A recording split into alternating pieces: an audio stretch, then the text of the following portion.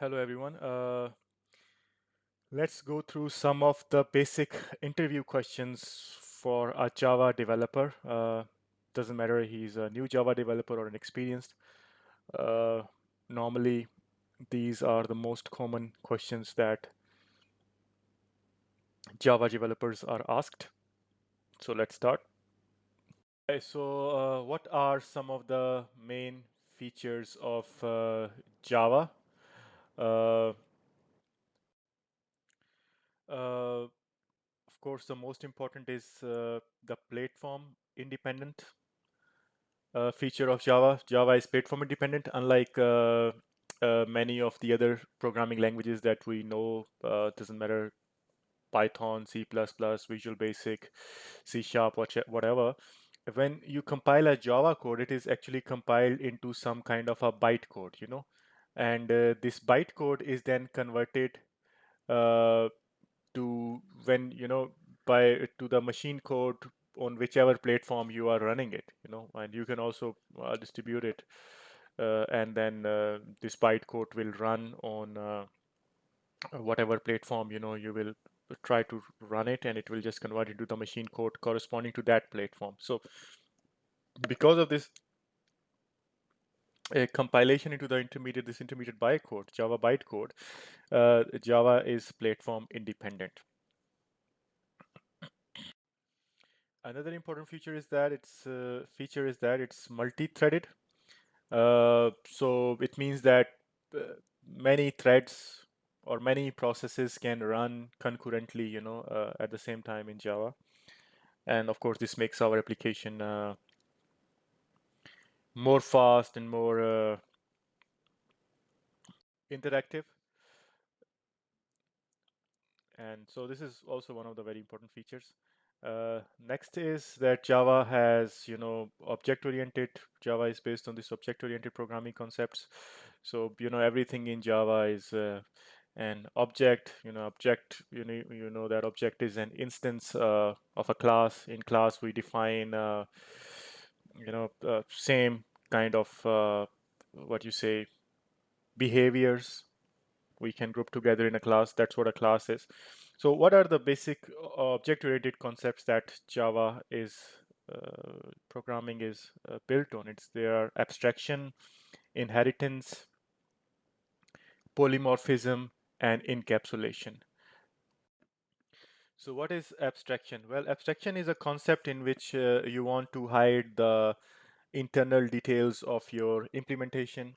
Of course, in many cases, user doesn't need to know how, what, for example, if he wants to kind of call someone, if he wants to do some complex operation, he doesn't want to know the implementation details. He just wants to call some, a simple function and this, and get the output. So abstraction means that, to hide kind of the implementation details. And abstract classes you have in Java, you can write express classes by using this keyword abstract before the class. And you can have, of course, abstract methods. So you have the default implementation there, and then of course you can extend that implementation, or you have the complex implementation, and then you just need to call this, by simple exposed methods, and then user don't need to know what actually this abstract method or class was doing. You can hide that implementation details. What is inheritance? Inheritance is of course, the name says a parent-child relationship. And what does this mean? That if you have some functions or some behaviors or properties, whatever you say, in the parent class, then the child class inherits them, automatically, and then the child class can use them, and it's like reusing of, the function reusing is easier. You don't need to write extra code there, and if the child class wants to do some specific things, it can further, kind of extend the implementation of the parent class. And of course, you can have more than one child classes. but you can have only one parent in Java. What is then polymorphism? Well, polymorphism is from two words, poly and morph. You know, poly means many and morph means form. So polymorphism is a concept in which you can say that you can do one task. So you can do one task in many different ways. So that's what polymorphism is. So, method overriding and method overloading are the two common concepts of polymorphism. You know, in our this famous car example, make car example, if you have one function make car in the parent class, and then you have the same function make car in the child class, but the functionality but the implementation of child class make car is different from the parent class make car, so you have the same function but you have different different implementation. This is one of the examples of polymorphism. So what is the last concept of object orientation in Java? It's encapsulation. Encapsulation is something called hiding, something like hiding. You want to hide the data inside your class, and then you provide some public getter and setter functions to change that data, for example. And then you can, let's say, put some logic into these getter and setter functions that, let's say, if the data is within this range, only write this data in the variable only, then, using a setter function. So you you have a more control uh, over your classes that you wrote. You make some things private and you give some public functions to change the values of those private variables, something like this. This is called encapsulation. So what is the last and another important feature of Java? It's very high performance. The Java bytecode created by this Java compiler is highly efficient. And when you run this bytecode using Java Virtual Machine on any platform you want, Windows, Linux, Unix, whatever, uh, the speed is very fast. So Java is very high performance. So what is the difference between JDK, JRE, and JVM? So you can just look at this picture. JDK is the outer container, JRE is contained in JDK, and JVM is part of the JRE. So JRE is the container for JVM. So what is JDK? JDK actually is called the Java Development Kit. It contains the development tools plus these runtime environment, JRE, which inside it contains JVM. So we use the JDK to, of course, write Java applications or Java programs. So it provides us the classes and libraries that we can use to create our own applications. We can use JDK with any of the commonly used IDEs, for example, Eclipse, you know, and yeah, so you use JDK because you want to write the applications. It provides you the Java internal helper classes and libraries to write your Java programs, and then you can also run the Java programs because JDK has this Java runtime environment inside it. Uh, so this runtime environment actually converts the Java classes into the bytecode, and this bytecode can then be converted into the machine code using this JVM. You can use this JDK on any of the operating systems like Mac, Windows, Linux, Unix, or Apple. So now we come to the detailed explanation of JRE. So JRE is something that is, as I said, is used to compile and run this Java code that you have written using JDK. So of course, if you only want to run the Java code and you don't want to program it, if you want to program and run, you need the JDK because you will program and run also. But if you only want to run the code and someone has given you a written Java code, then you only need to install the JDK on your system, and that's enough for you. So JRE contains only those classes and libraries which are used to run the Java code. Okay, so JDK also contains those classes and libraries which are used to write the Java code, but JRE only contains those classes and libraries which are only used to run the Java code. For example, this bootstrapper and these class loaders, etc. So what is JVM? JVM is actually a part of JRE. It's inside the JRE. So JRE is the container, JVM is the content inside it.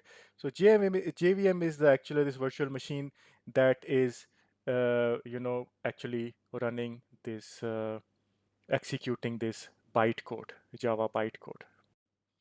Yeah, so whenever you want to, kind of remember the difference between JDK, JRE, and JVM, you must always remember that this picture, like JDK provides both classes and libraries to write Java applications and classes and libraries to run Java applications. JRE only provides Java libraries and classes to run the application only. Okay, so JDK both to run and write, this is only to run. And JVM is the actual virtual machine that is, providing the runtime environment to execute the bytecode. This is actually a part of JRE. So JRE is the container. So JDK is the container for both JRE and JVM. Actually, JRE because JRE has internal inside JVM, and JRE is only the container for JVM. Yeah. So that's it for this question. What is a package in Java? So package is basically just like a folder structure. You when you create a project, you have a folder structure. You might have, let's say, some classes related to some web, you know, applications or something that you implemented for web part here, or some resources or something also, anything, or it can be some application related other Java applications, Java classes, sorry. Uh, they can internally contain some more classes, or you can have some libraries, that you are using, or you created yourself, or you are using from some other source. So you group that all together in a package, and this package in Java is also representing the namespace, you know so the namespace is actually a mirror of the package in Java, unlike some other languages. For example, in C#, a namespace and package do not mirror each other, but in Java they actually do mirror each other. So what is the advantage of package? Of course, it avoids naming conflicts, because you can have the same class name in different packages, package one or package two, so they can be identified, because you will call them like package one dot class one and package two dot class one. So uh, of course, avoid naming conflicts, better maintain the code. Of course, self understood, this is going to help us to better maintain the code and provide unique namespace to containing classes. So each class has some unique namespace, because the package's name should be unique. And then it's easy to locate and use the classes, because from what kind of classes, you can group the same kind of functionality in one package, you know so that can help you in that. So of course, you have also packages in the Java platform that helps you to write your Java programming classes. It has its own packages and classes inside those packages. So you have some uh, you have this package structure also inside the Java SDK or Java platform as well. And you can call those packages as APIs, and so you can use those APIs, in your code, to write your Java applications. So yeah, so what are the types? As I just explained, there are some built-in packages in the Java platform or SDK, and there are user-defined packages. User-defined packages are those applications or projects you create, and built-in packages are those packages or libraries or classes that, or APIs, as I said, that Java platform or SDK has provided you to write your Java applications. Yeah, so I hope you understood what a package is in Java. So, what are the access modifiers in Java? In Java, there are mainly 4 access modifiers: public, protected, private, and default. What actually is an access modifier? We know that we can use these keywords called access modifiers with our variables and functions to define kind of how they will be accessed by other classes or subclasses or uh, classes in the same package, subclasses in the same package, classes in the other package, and subclasses in the same package. So so that's how they are categorized into these 4 kinds, depending on how other classes will access them in the same or different packages. So let me explain you this with the help of a diagram. We start with the public access modifier. Let's say we have one package here, and this is another package, P2. This is P1, and this is P2 package. Package, we all know it's a namespace in Java. And then in this package, we have a class 1, C11, we can say, because this one is for the package and this one is for the class. C11 has a child C12 and a child C, let's say we call it C111 and C11. Actually, just keep it simple. C12, C, C child 1, let's say, and C child 2. Okay, C1, C2, that's also fine. And then we have another independent class which is called CA1. Okay, and then in the package 2, let's say we have a class C12, 2 corresponds to this package.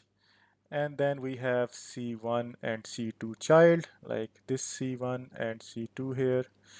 And then we have a CA2 class here. And let's say this C11 also has a child in this class, which is called C113.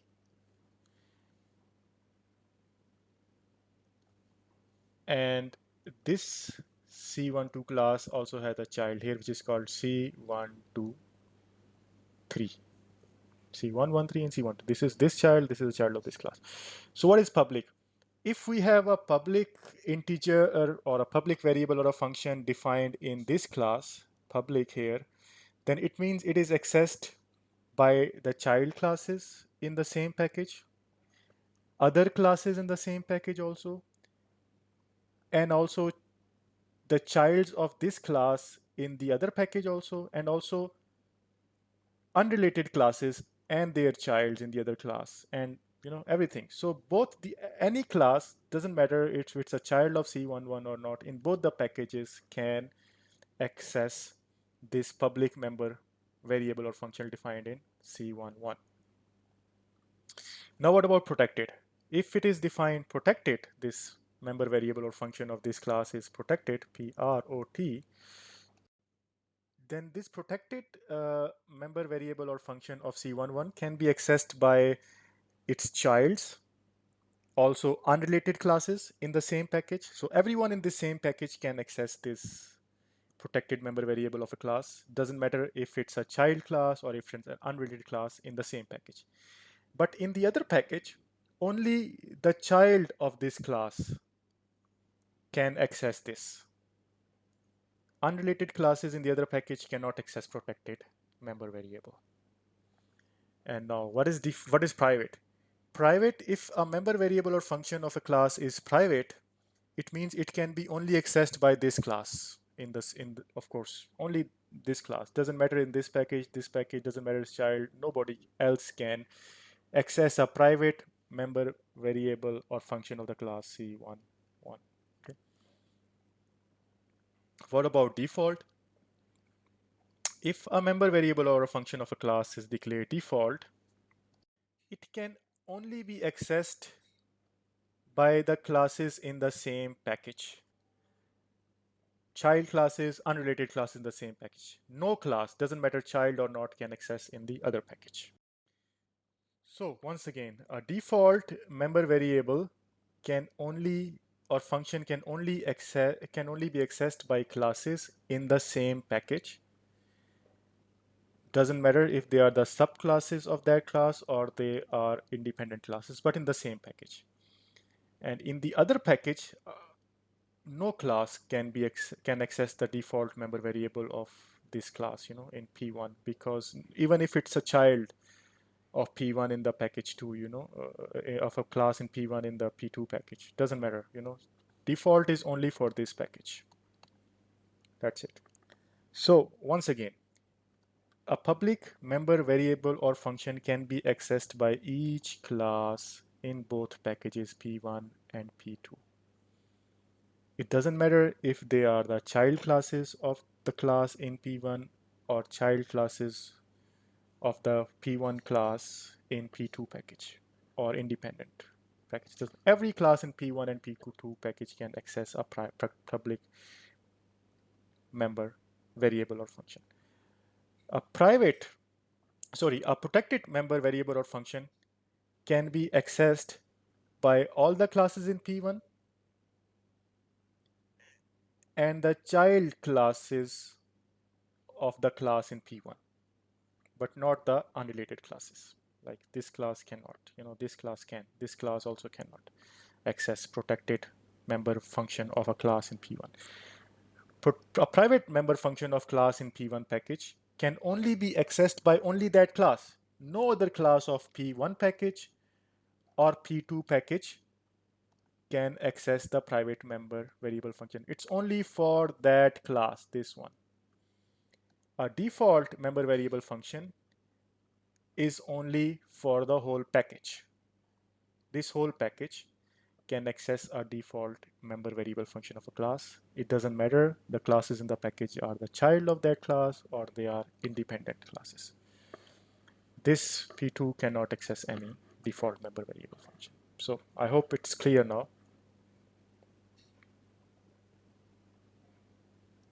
Name some common Java IDEs. Well, the most common is of course Eclipse. It's open source. Mainly people use it for writing Java applications, but because it supports many plugins, it has a plugin architecture, so you can also now use Eclipse for many different languages. And of course, Eclipse is platform independent. It's open source. You can use it also on many platforms, like doesn't matter, Java, Unix, Linux, whatever. It has a very good built-in debugging, testing, and source code generation. What you say, tools. Uh, yeah, so it has everything that you see in a modern uh, IDE these days is available in Eclipse, and it's just wonderful. I also mostly use Eclipse for my Java development. Then there is one other very famous, easy to install IDE for Java, that is NetBeans. It's also open source, and it's also supported by many platforms, and it has also a plugin architecture, and there are many plugins available. Of course, Android Studio is also, we actually normally write Android apps, Android mobile based apps on Android Studio, but these Android development is also mostly based on Java. So Android Studio is also one common tool, common IDE, I mean. Next is Dr. Java. Dr. Java is a very lightweight, commonly used uh, IDE for Java developers. It's mostly used by the beginners and the students. It's of course not as common as Eclipse and NetBeans, but it's also I think very good for beginners and students. It's lightweight and quite modern. It's also been around since 2002. And then comes the JEdit. It's also another common IDE for Java, and then Xcode and JDeveloper, IntelliJ, many others are also available. Yeah. Does Java support multiple inheritance? No, Java does not support multiple inheritance. But of course, we can achieve that using the interfaces. Let me explain you why Java does not support multiple inheritance. Let's suppose we have a we have an abstract class A and an abstract class B, and a class C wants to kind of inherit from both A and B.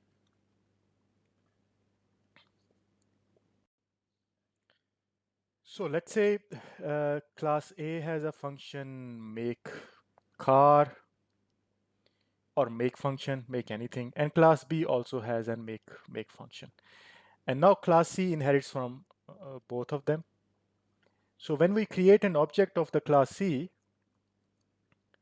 by calling this new variable whatever, we don't know which function.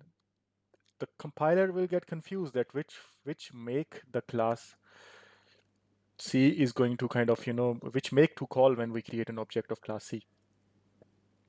So that's the reason that in Java multiple inheritance is not supported. And of course, in theoretical sense, multiple inheritance is possible. We can have a child C which has two parents A and B, but in Java, as I mentioned, the reason, if you have a function with the same name in both class A and B, then the compiler is confused which make function to call when an object of C is created, whether it should be the make in class A or make in class B. That's why Java uh, does not support multiple inheritance. So you see, method overriding issue. When extending class from more than one parent class, some same function name in more than one parents can cause confusion. Yeah. More than one parents, yeah. But Java class can implement multiple interfaces similar to the multiple inheritance concept. So of course, you can achieve multiple inheritance by, by implementing multiple interfaces in a class. For example, if you have interface A, IA, and interface B, and the class C implements both these interfaces, so it's clear because the implementation of the function will be in the class C. So class C can either implement the function of A or function of B, so it will not cause any problem because the implementation of this make is inside the class C in this case. But as we know, in the case of this parent-child relationship or a multiple relationship, we can have the implementation also in the abstract classes. So we don't know which implementation will be called when we will create an object C in the case of multiple inheritance. That's why Java does not support multiple inheritance, but it does support mm, uh, multiple interfaces, implementing multiple interfaces from a class. So this is the reason. Why is a volatile keyword used in Java? Volatile keyword is normally used in Java to make the classes thread safe. What do we mean by thread safe? Thread safe means that, let's say there is a variable v1, it can be a data type or an object, and it is being accessed by thread 1, thread 2, and thread 3. So if one of the thread is writing to this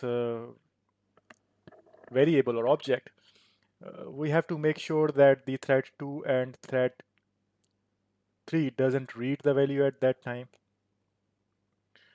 or write whatever, they don't, they can't, these two threads can't or can't modify, the data while this is modifying, or you can say that these two threads can't read the data while thread 1 is modifying it.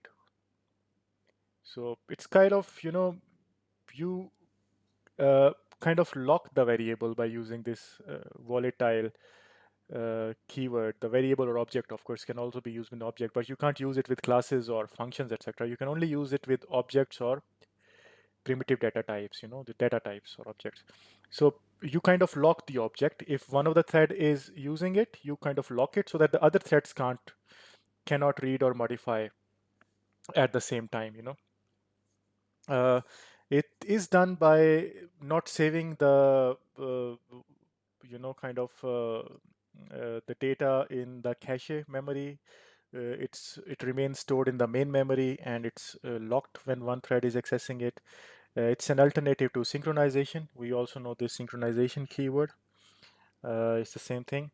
Uh, if a thread writes a value in the variable, the other thread that will read after the write process of the first thread is complete. So if T1 wants to write in the V1, D2 and thread 3 will only read after this write operation is finished, So one case. This is one example, Without volatile keyword, each of the reader threads can read different values. For example, T2 can maybe read a value of V1 before T1 wrote it, and T3 can read a value of V1 after T1 wrote it. So there will be inconsistencies uh, in the program, and then there will be inconsistencies, of course, in our end output or end result that we want to get. So this is a theory of and an example of using volatile keywords on variables, that is data types or objects. What are the wrapper classes in Java? Uh, First use of the wrapper classes in Java is to store these primitive data types, these integer, character, byte, and double, etc. So we have some wrapper classes called this integer, character, and byte, and double to store these primitive data types so that we can then get some extra functions, to kind of handle these data types. We can use primitive data types as objects. Yeah, you see, so we have, we can treat our primitive data types as objects, and then we get, a lot of other opportunities or ways to handle these data types. And other use of the wrapper classes is that, like, for example, if we know that we want to, whenever we want to store them, something in these collections, these array lists and hash maps, etc., we only can store objects in them, so we can create some wrapper classes and add some functionality to those wrapper classes so that we can store in our collections these normal data types also. uh, Wrapper classes are also used to kind of yeah, as we see here in the case of collections, so we hide the complexity of the internal classes, and kind of we provide a wrapper above to these classes, and then we can call these wrapper classes from outside and get the output. So we don't know what's happening inside the wrapper classes, because in the wrapper classes there's another class that is kind of encapsulated. So this encapsulation concept is implemented in the Java wrapper classes.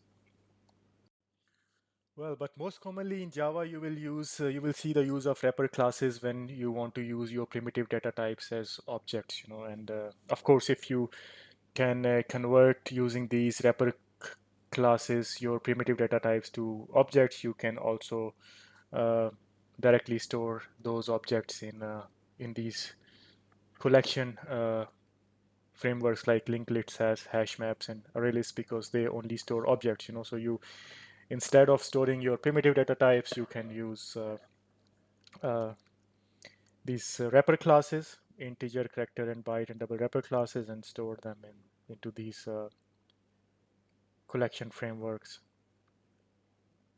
implementations.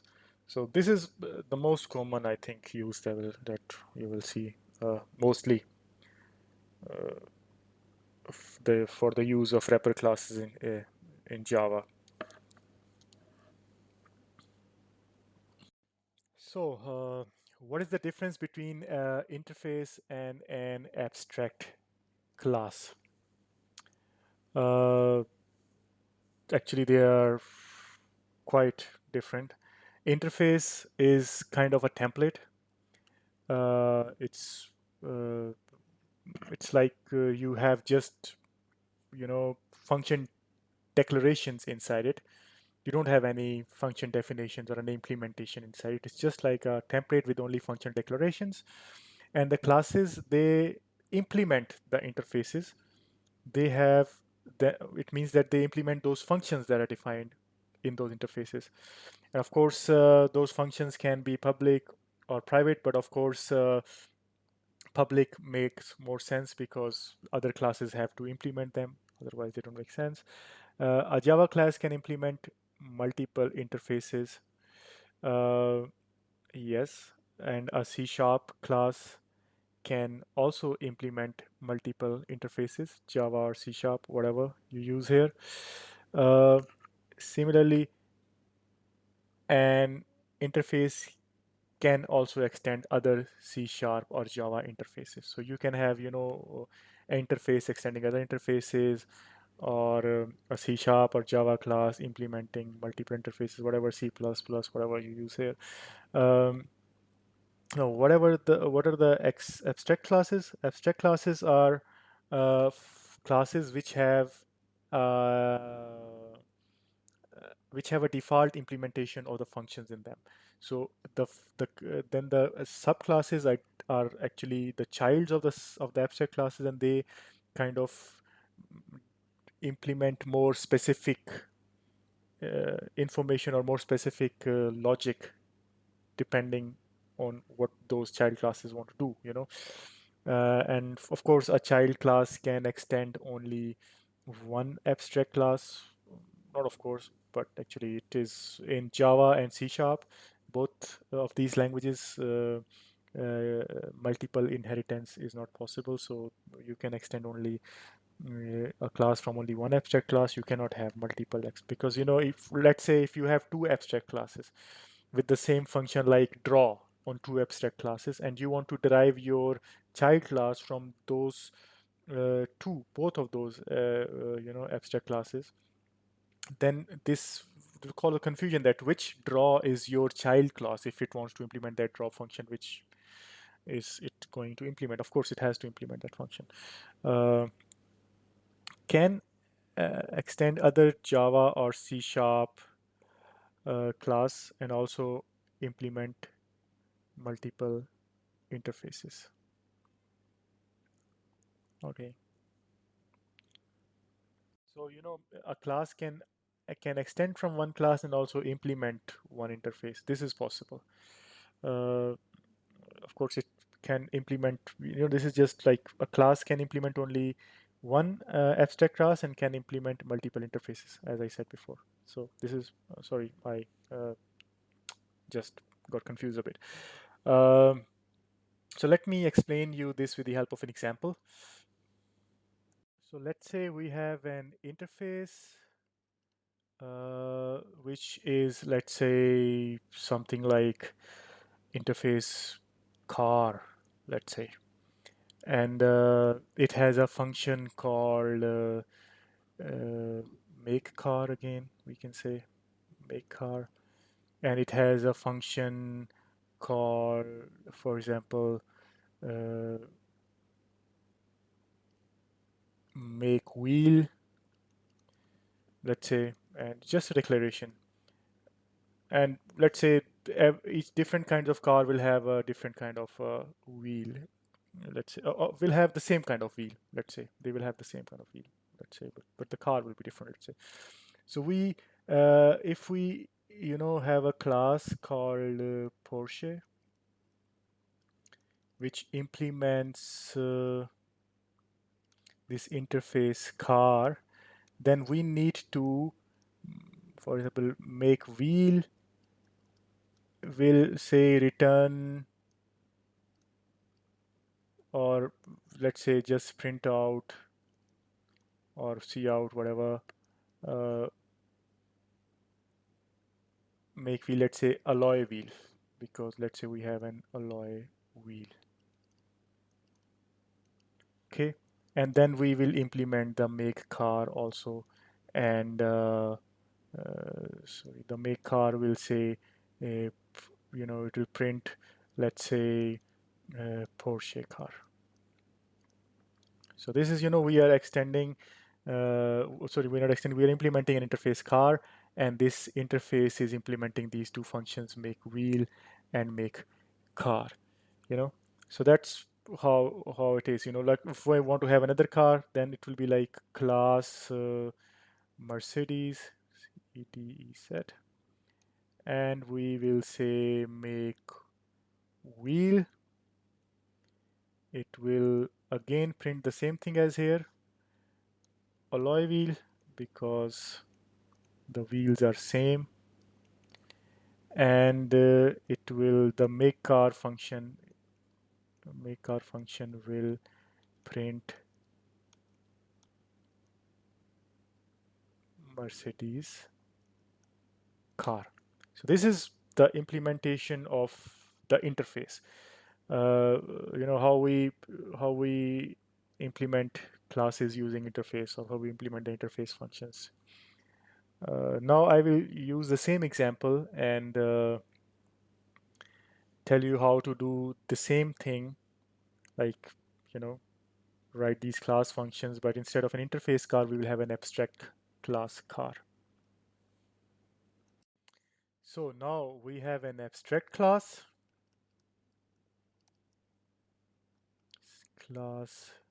car, which has two functions. One is make wheel, which, as we saw, always return alloy wheel. So we can also define this function here. It will print alloy wheel here. So we have a function definition inside the class. Let's cross it from here. And now we have another function, make car. We can also have its default implementation here, but let's say we don't define it here, we just declare it here.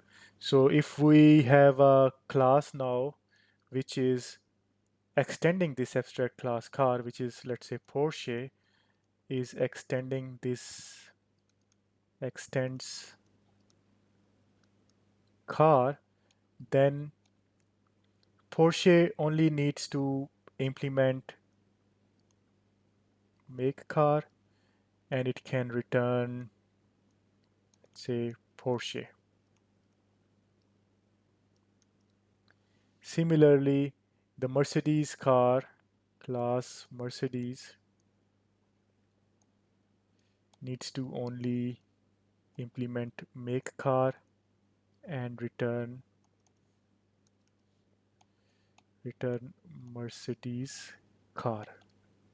So you see that this function is, because we are extending from this class make wheel, so this car class, Porsche is extending from class also, from class car also. And hi, so what is function or method overloading? So function or method overloading is actually the functions or methods with the same name in the class, but they can have different number of arguments or different types of arguments. For example, if we have two functions to sum. For example, one function is doing sum of integers I1 and integer I2.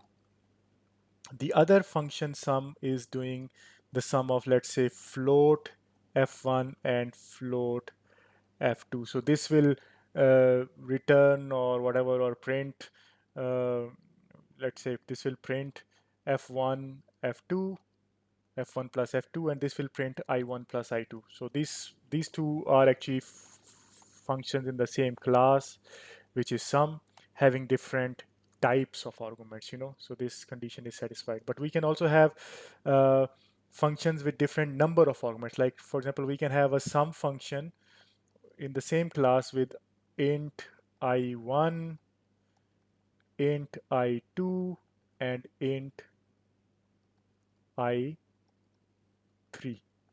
So we can have three. So this will print, let's say, I1 plus I2 plus I3. So if we will call a sum function from an object of this class, we create an object of sum, let's say object sum.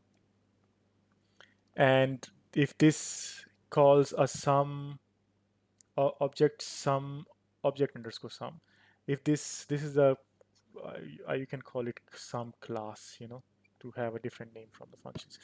Okay, so if we call a sum with three integers, 0, 1, 2, of course this sum will be called. If we called a sum with two integers, let's say 10 and 12, then the first sum function will be called. But if we called a sum function with some floats like 0 0.1 to 1.31, two floats, then this second sum function will be called. So that is uh, the story behind function or method overloading. That's the concept of method overloading. It's used a lot in programming languages, no matter C Sharp, Java, or C++. What is the difference between array and array list? Array are, of course, they are fixed lengths. They have a fixed specified length. They are strongly typed. It's going to be an integer array or an array of objects or a string array or whatever. And the data types are the same, of course.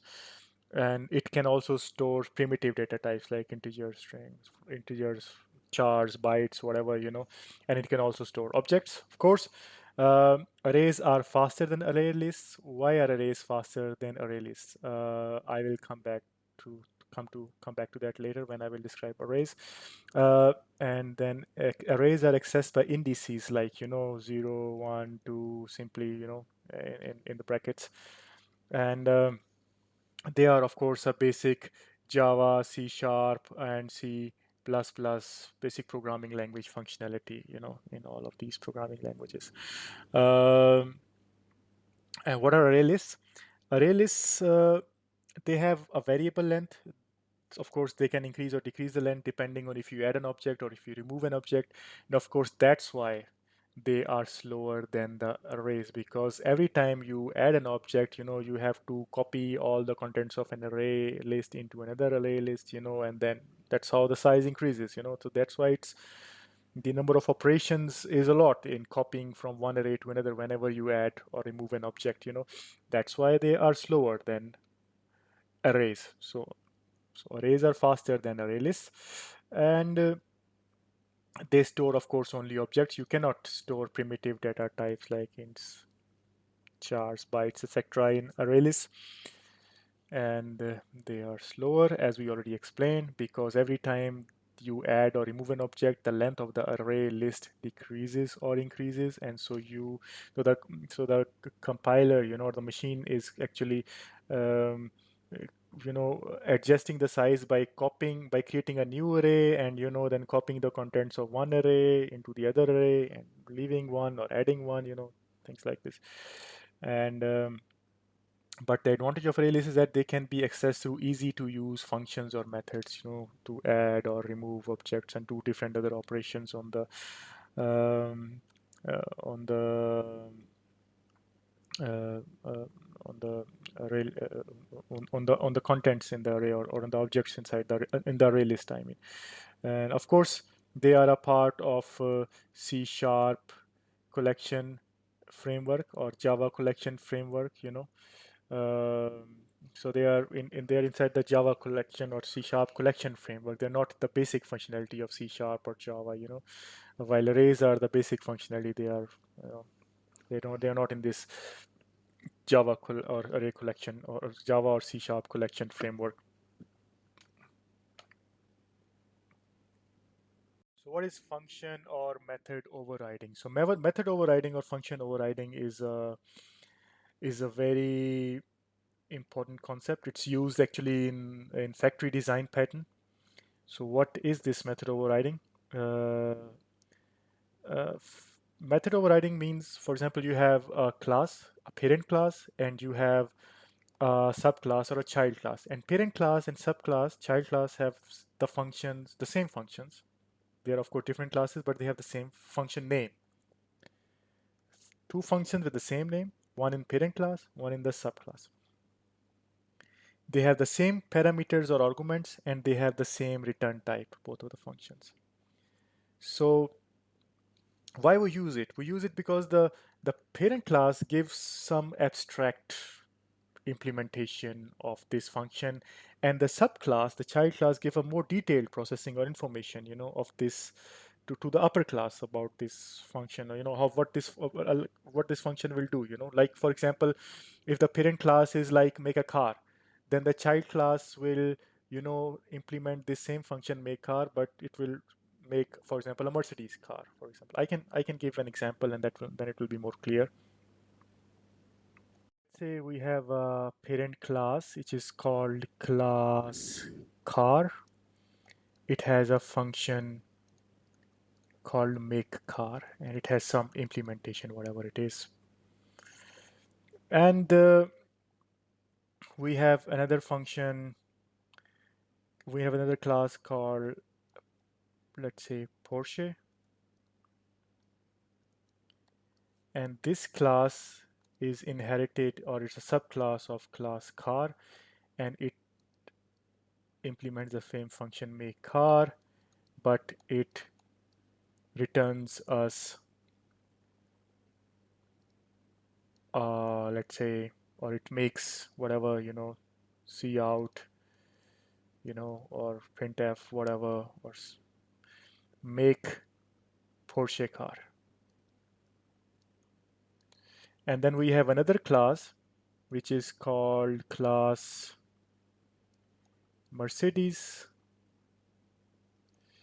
and this class also has this make car function,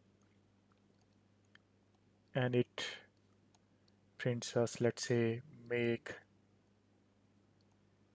Mercedes car. So that's the whole concept of method overriding. To this, and this pattern is of course called factory design pattern. It's one of the most common patterns used in programming languages. So if you want to be, you know, if whenever you will be doing programming, you will have to, implement this factory design pattern, or you will encounter in other people's code this factory design pattern a lot. This method overriding concept is used there a lot. So, yep. So what is a class? A class is, of course, a basic building block that we know, one of the basic building blocks that we know in object-oriented programming. You have it in C#, Java, C++, all those object-oriented programming. So what does the class contain?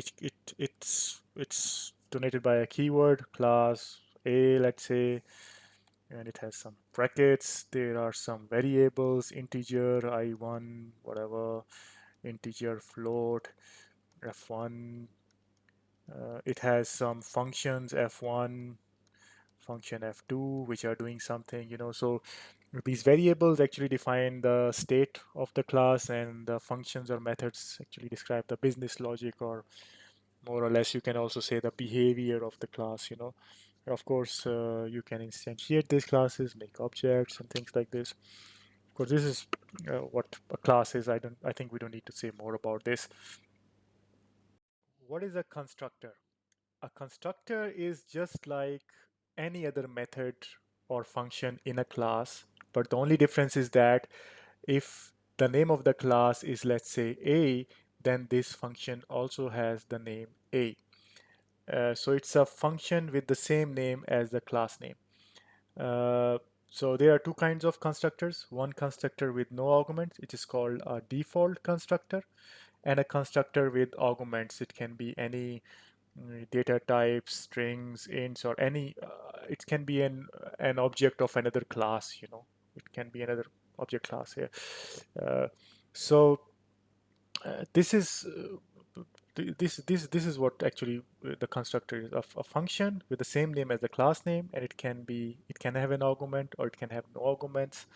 And if it has no argument, it's called a default constructor. And whenever we create an object of this class, like we do new a, for example, then always the default constructor is called.